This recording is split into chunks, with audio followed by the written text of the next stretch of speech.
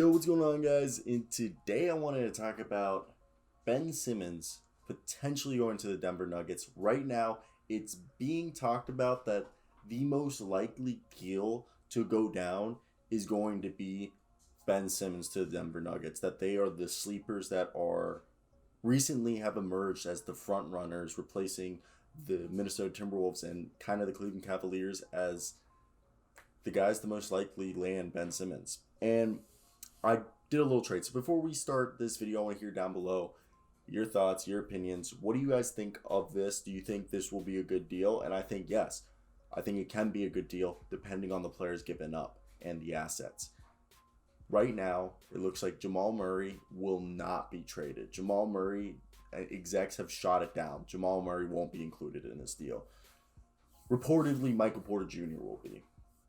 And that sucks because I really like him and I think he potentially could have been the second star. Like they have a three-headed dragon. So it'll come down in their belief if Michael Porter Jr. can be that three-headed dragon. So I'll put on the screen right now the NBA trade. I have my laptop right here. The NBA trade I did on here. And look, I had the Sixers getting Aaron Gordon, PJ Dozier, Vlatko, I think it's Canchar. Tell me if I said that. Someone told me how to say it, and I said it last time correctly, but I forgot about it. I think it's Chanchar. Then Michael Porter Jr., Facundo Campazzo, an unprotected 2022 first-round pick, unprotected 2024 second-round pick, and then pick swaps in 2026 and 2028. And then the Nuggets would get Isaiah Joe and Ben Simmons. Okay? And Isaiah Joe, I think, would replace PJ Dozier and Vlatko's minutes. And then Ben Simmons would take up all the defensive abilities and more that Michael Porter Jr. and Aaron Gordon would give him. I think this is a trade. You know, you have to bite here and be like, is Michael Porter Jr. going to be that good? Or do you think he's reaching his ceiling? If you think he's reaching his ceiling, then do that trade, okay? I think that trade's worth it. But if you think he's reaching his ceiling, then arguably it might not be worth it, all right? And that's the big thing. What do you guys think of this? So basically Aaron Gordon, PJ Dozier, Vlatko, Michael Porter Jr., Facundo Campazzo, unprotected first-round pick in 2022, a second-round pick in 2024 that's unprotected, and then pick swaps in 26 and 28. And they get Isaiah Joe, who's a pretty good shooter with a 7-foot wingspan who could be a 3-and-D guy for them, who could actually have an impact this year. Now, you know, the NBA trades are always so interesting to do because what is a good NBA trade, you know? Because when you look at this, I don't think they should get up Jamal Murray. I wish they don't have to give up, you know, Michael Porter Jr., but Michael Porter Jr.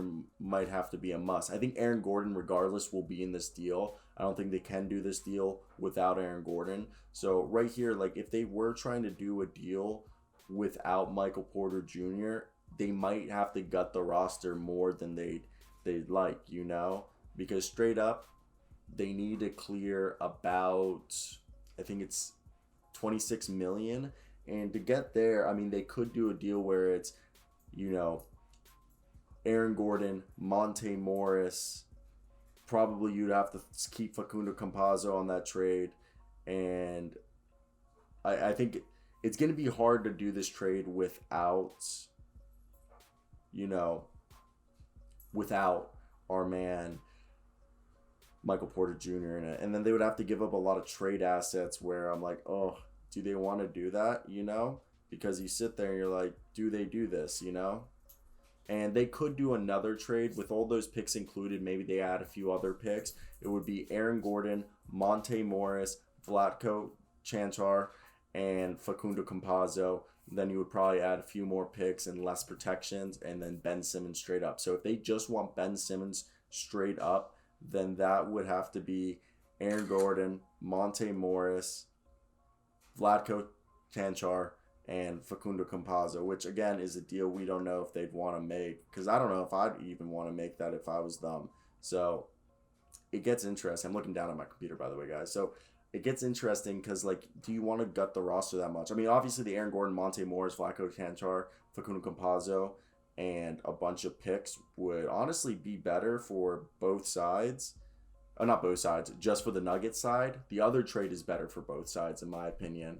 And that's where it comes down to, will they be able to get Daryl Morey to bite and do this trade, or are they just going to keep like just waiting for the best trade, you know? Because it seems like that's what they're doing, okay? It seems like they're just trying to see if they can get the best trade possible, and I don't think there's the best trade possible right now. I think there is, like, I think Daryl Morey thinks this man is worth more than he actually is, but he isn't. So this is it for me. Let me hear your thoughts down below, but peace out.